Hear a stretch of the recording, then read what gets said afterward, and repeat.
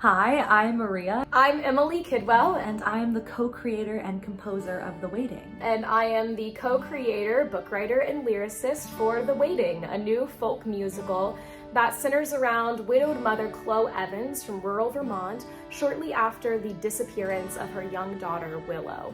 As Chloe goes on a journey to try and find her daughter, she ends up discovering a parallel universe called the In-Between, where lost souls wait to pass through to the afterlife.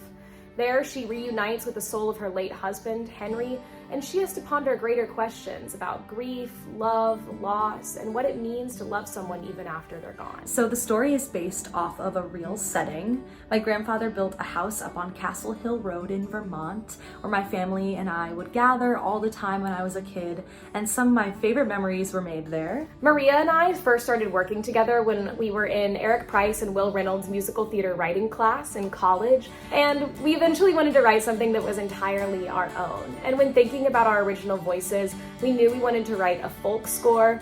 We wanted to talk about motherhood, grief, love, and loss. We all experience loss and grief in many different ways in our lives, and especially these past couple of years during the pandemic, a lot of us have lost loved ones.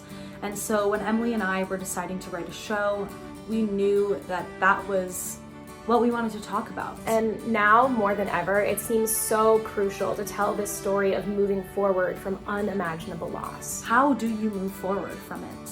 And how do you keep those memories alive with the people that you've lost? When thinking about the impact of our musical, we have to think about the representation of female writers on Broadway. Only 8% of musical theater Broadway scores in the past 10 years were composed by women. And not only do we want to change the representation of women writers on Broadway, but we want to create rooms that are made for everybody.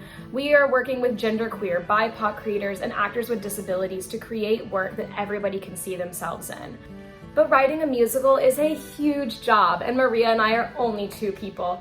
We work really hard, but we need the creative power of actors and music directors and choreographers, and we need rehearsal space and instruments. It truly takes a village to put on a musical.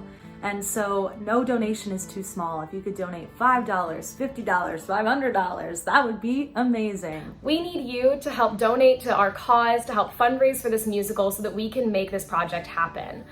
It's 2022, and it's time to make musical theater that's made for everybody. Donate now to our GoFundMe so that you can help make musical theater for the next generation.